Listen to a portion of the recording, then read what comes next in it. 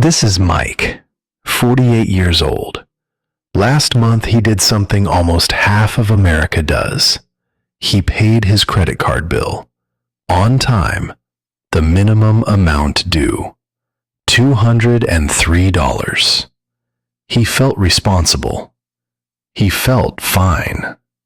What Mike doesn't know is that he just agreed to something, not in writing, in math. He agreed to keep paying for that balance until he is 67 years old, and to hand the bank $11,000 on top of what he borrowed. Mike isn't bad with money. He's carrying $7,155, the exact average for his generation. The trap isn't his spending. It's a single number printed on every statement, designed to look like mercy. Here's what we're all taught. The minimum payment is the safe floor. Pay it and you're current. No late fee, no hit to your credit score. You're doing it right. And technically, you are. The bank is happy. Your score holds. On paper, everyone is fine. And the number feels kind. On a $7,000 balance, the bank doesn't demand $7,000. It asks for $200. $200 feels manageable. That feeling, relief, is the most expensive emotion in personal finance. It's the moment you stop doing the math and start just feeling okay. Because nobody ever shows you the second number. The bank shows you what you owe this month. It never shows you what this month forever actually costs. So let's do what your statement won't. Let's do the math. Mike's card charges 22%, the current average according to the Federal Reserve. 22% a year is about 1.8% a month. And interest doesn't wait for the end of the year. It's charged every single month on whatever's left. On $7,155, that's $131 of interest in the first month alone. Now watch what the minimum payment actually is. It's not a flat number. It's a formula. Roughly 1% of your balance plus that month's interest. So Mike's $203 payment is $131 of interest and only $72 against the actual debt. He paid $200. He knocked $72 off what he owes. And here's the part that's almost elegant in its cruelty. As the balance drops, the minimum drops with it. 1% of a smaller number is a smaller payment. So the closer Mike gets, the slower he moves. Every month, he's mostly renting the debt, paying just to keep it roughly where it is.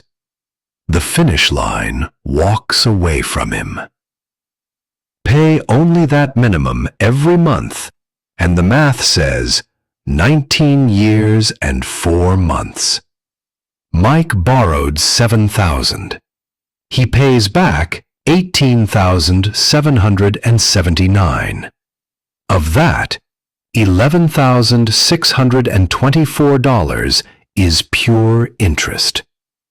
He pays for the same balance 2.5 times over.